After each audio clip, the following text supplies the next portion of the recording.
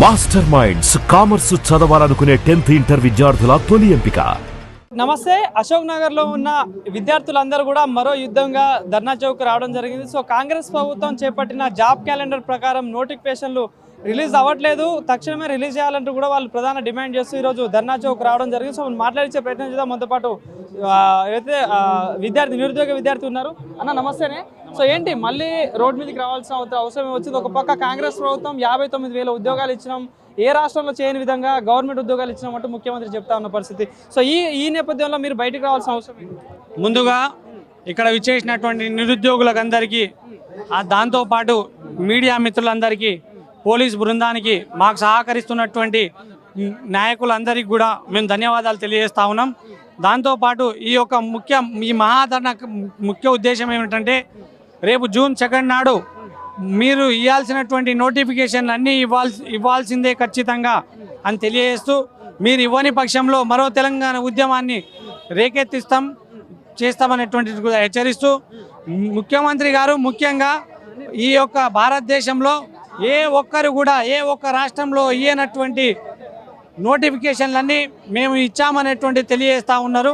60,000 ఉద్యోగాలు మేము భర్తీ చేసినామనేటువంటి అబద్ధాలు చెప్తున్నటువంటి అబద్ధాల ముఖ్యమంత్రి ఉసరివెళ్ళి మాటలు మాట్లాడుతున్నట్టు తెలియజేస్తూ ఉన్నాం. ఎందుకంటే మీరు ఇచ్చినటువంటిది 11,000 ఉద్యోగాలు మాత్రమే. 11,000 ఉద్యోగాల కంటే ఒక్కటి ఎక్కుంటే మీరు మా దగ్గరికి వస్తామన్నారు కదా బట్టి విక్రమార్క గారు మరియు గౌరవ ముఖ్యమంత్రి గారు. మీరిద్దరు రండి, ఈ నిరుద్యోగులతో చర్చించండి.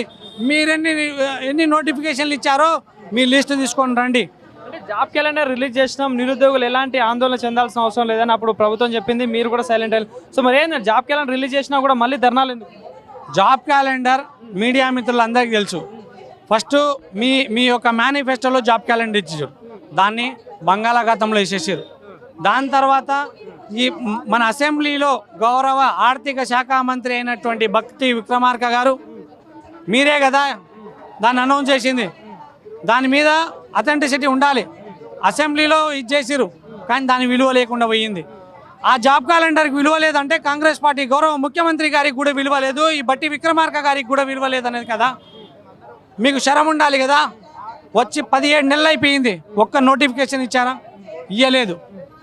కానీ మీరంటారు ఆ జాబ్ క్యాలెండర్ ప్రకారం ఇస్తాం, త్వరలో అనేటువంటి ఆ వర్డ్నే బ్యాన్ చేయాలని తెలియజేస్తా ఉన్నాం. ఎస్సీ వర్గీకరణ అయిపోయిన వెంటనే జాబ్ క్యాలెండర్ రిలీజ్ చేస్తాం, జాబ్ ఏదో నోటిఫికేషన్ కూడా ఇస్తా అని చెప్పడం జరిగింది. సో ఎస్సీ వర్గీకరణ అయిపోయింది, కానీ ఈ నిరుద్యోగుల సమస్య అట్నే ఉంది కదా. ఎస్సీ వర్గీకరణ అంటారు, వీళ్ళు అన్నీ అంటారు, కానీ ఎస్సీ వర్గీకరణ అయిపోయింది. ఇప్పుడు ఈ నోటిఫికేషన్ ఇవ్వడానికి కారణాలు ఏంటివి? నోటిఫికేషన్ ఇచ్చినా అందులో చాలా అవకతవకలు ఉంటాయి. ఎగ్జామ్ పెడతారు, కీ తప్పిస్తారు, కావాలని ఇస్తారు. ఆ కీ తప్పు అనేటువంటిది మేము అడిగితే మా పైన కేసులు వేస్తారు. సో విద్యుత్ రంగంలో కానీ, అదేవిధంగా ఇంజనీరింగ్ రంగంలో కానీ, అటు బట్టి విక్రమార్క కానీ, పొంగులేటి కానీ, ఇలా చాలా మంది కూడా ట్విట్టర్ పెట్టడం జరిగింది. త్వరలో 3,005 ఉద్యోగాలు వస్తున్నాయని చెప్పేసి కూడా పెట్టడం జరిగింది ప్రకటనల ప్రకారం. సో ప్రకటనల వరకే ఉన్నాయా, అవి నిజంగా భర్తీ అయినాయి? త్వరలో 27,000 ఉద్యోగాలు భర్తీ చేస్తామనేటువంటిది అయితే ఖచ్చితంగా వీళ్ళు అంటా ఉన్నారు, కానీ వీళ్ళ మీద నమ్మకం లేదు. అంత పవిత్రమైనటువంటి అసెంబ్లీలో చెప్పినటువంటి మాటలకే విలువ లేనప్పుడు మీరు ఇచ్చే ప్రెస్ మీట్లకు విలువ ఉంటుందా? మీకు ఖచ్చితంగా విలువ లేదనేటువంటిది నేను తెలియజేస్తా ఉన్నా. మీ యొక్క మాటలకు జస్ట్ మూటలు మాత్రమే, మీరు ఇవ్వరు అనేటువంటిది మేము ఖచ్చితంగా తెలియజేస్తా ఉన్నాం. జూన్ 2 నాడు మీరు ఇవ్వకపోతే మహాధరణ కార్యక్రమమే కాదు, చలో ఇందిరా పార్క్ అనేటువంటిది కాదు, చలో అసెంబ్లీ ముట్టడి, ఈ యొక్క మినిస్టర్ల ఇంట్లోని ముట్టడిస్తాం. మీరు ఎక్కడ ఉన్నా కానీ మీ బట్టలు కూడా కొడతాం. దాంతోపాటు మీరు ఇప్పుడు స్థానిక ఎలక్షన్లకు పోతా ఉన్నారు. స్థానిక ఎలక్షన్ల కంటే ముందు మీరు నోటిఫికేషన్ ఇవ్వకపోతే ఇక్కడ ఉన్నటువంటి ఒక్కొక్క నిరుద్యోగి ఒక్కొక్క గ్రామ నాయకుడు అవుతాడు. ఈ యొక్క గ్రామ నాయకులై వీళ్ళే పరిపాలించుకుంటారు. వీళ్ళే మీ పక్షాన వీళ్ళే అపోజిషన్ అయి ఉండే వీళ్ళు ఖచ్చితంగా గెలుస్తారనేటువంటిది నేను తెలియజేస్తా ఉన్నాను. నిరుద్యోగులు అందరూ సంతోషంగానే ఉన్నారు, ఎవరు బయటికి రావట్లేదు. కావాలని కొంతమంది ప్రభుత్వం మీద బురద చల్లడానికి ఈ కార్యక్రమం చేస్తూ ఉంటారు, కొంతమంది మాట్లాడుతూ ఉన్నారు. సో వాళ్ళకి ఏం చెప్తారు? ఇప్పుడు నిరుద్యోగులు కొంతమంది మాత్రమే అంటా ఉన్నారు. ఇక్కడ చూడండి ఎంతమంది నిరుద్యోగులు ఉన్నారో. మేము ఏ ఒక్కరి పేడ్ ఆటలిస్తాం కాదు, మీరు అపోజిషన్లో ఉన్నప్పుడు మీ పక్షాన మాట్లాడినాం. వేరే పార్టీ ఎవరైనా కానీ మాకు సపోర్టివ్ ఉంటే ఆ పార్టీకి మేము అండగా ఉంటాం, ఖచ్చితంగా ఉంటాం.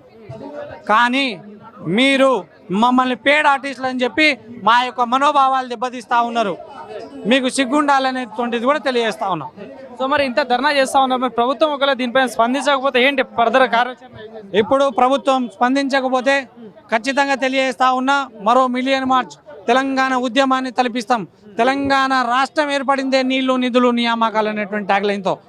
నియామకాలని మీరు మీ ఇంట్లల్లో ఇచ్చుకుంటా ఉన్నారు. మినిస్టర్లకు సిగ్గు లేకుండా మా ఇంట్లలో ఇవ్వాలంటా ఉన్నారు. దాంతోపాటు అదేవిధంగా ఎమ్మెల్యేలు కావచ్చు, ఎమ్మెల్సీలు కావచ్చు, వాళ్ళ కుటుంబ సభ్యులతో భర్తీ చేయాలనేటువంటి కుట్ర కుతంత్రం చేస్తూ ఉన్నారు. మేము నిరుద్యోగులుగా మేము చాలా కష్టపడతా ఉన్నాం. 5 రూపాయల బువ్వ తింటా ఉన్నాం. మా తల్లిదండ్రులు ప్రతి ఒక్కరు ఒక్క ఉద్యోగం రావాలి మా పిల్లోడికి, ఈ సమాజంలో ఆత్మగౌరవం మేము బతుకుతాం అనేటువంటి వాళ్ళ యొక్క వాళ్ళు అనుకుంటా ఉంటారు. కానీ మా ఆశల్ని మాది కాంగ్రెస్ ప్రభుత్వం తుంగలో తొక్కుతా ఉందని తెలియజేస్తా ఉన్నాం. Thank you. Master minds commerce చదవాలనుకునే 10th ఇంటర్ విద్యార్థుల తొలి ఎంపిక